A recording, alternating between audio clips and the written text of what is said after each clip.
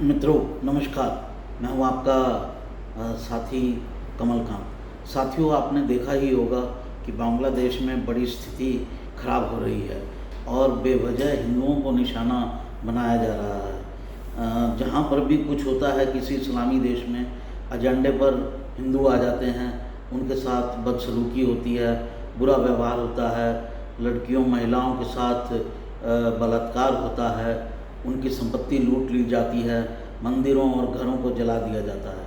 इस बार भी ऐसा ही हो रहा है बांग्लादेश के अंदर। साथियों, ये नरेंद्र मोदी की एक परीक्षा है कि नरेंद्र मोदी और आरएसएस की एक परीक्षा है कि आप अपने आप को हिंदुत्व के हामी भरकर सत्ता में आए हैं और आप हिंदुओं के लिए क्या कर सकते हैं ऐसी स्थिति में। हालांकि ऐसा नहीं है कि नरेंद्र मोदी ने कुछ नहीं किया है। जहाँ जहाँ पर मुश्किलें आई हैं किसी भी देश के अंदर, और वहाँ पर बिना किसी भेदभाव के, बिना हिंदू मुस्लिम कोई मज़हब देखे वहाँ से लोगों को लाया गया है।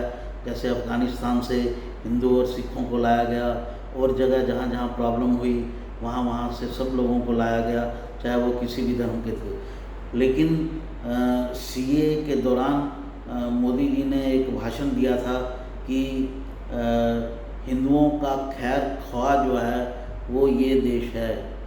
सनातनी मूलतः भारत से बिलोंग करते हैं, इसलिए भारत की ड्यूटी बन जाती है कि हर सनातनी का, हर इस देश में पैदा होने वाले जो भी धर्म हैं उनके जो मानने वाले हैं उनकी रक्षा करे।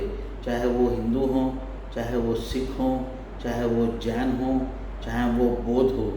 ज़रूरत हो तो मुसलमान और ईसाइयों का भी करे, लेकिन उनको वैसी दिक्कतें ही नहीं आती हैं। क्यों? क्योंकि दुनिया भर में 54 मुस्लिम देश हैं, एक भी जगह प्रॉब्लम नहीं होती है, बल्कि वो प्रॉब्लम क्रिएट करते हैं। और क्रिश्चियंस तो बहुत सारे देश हैं, तो क्रिश्चियंस को कोई हाथ नहीं लगाता है। तो इसलिए जो मूलतः है इस देश में पैदा होने वाले जो धर्म हैं उनके अनुयायियों की रक्षा करना इस सरकार का फ़र्ज़ है। ख़ास तौर से हिंदू का नहीं, मैं कहूँगा सनातनी का, जो इस ब्रॉडर हिंदू फैमिली के मेंबर हैं, जिसमें मैंने नाम गिनाए हिंदू, सिख, जैन, बौद्ध, ये विशेष तौर से जो लोग हैं। तो ये उनकी परीक्षा चल रही है।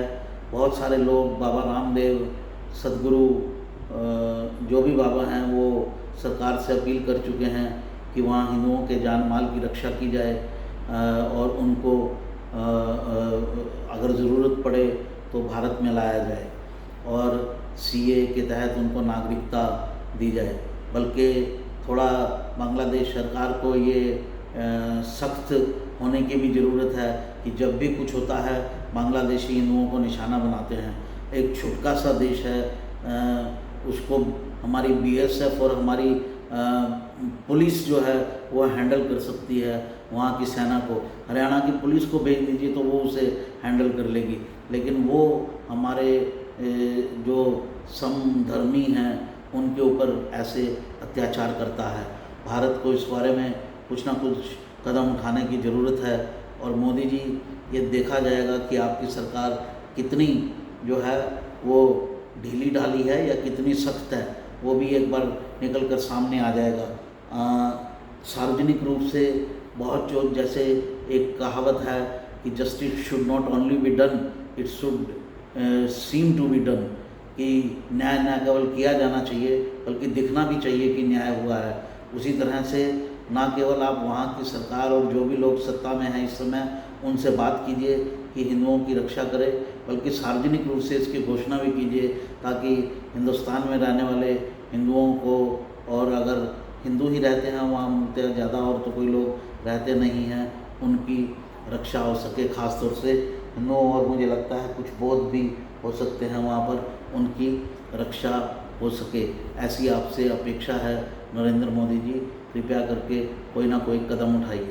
नमस्कार साथियों, अगर हमारा ये अंक पसंद आया हो तो लाइक कीजिए, हमारे चैनल को सब्सक्राइब कीजिए।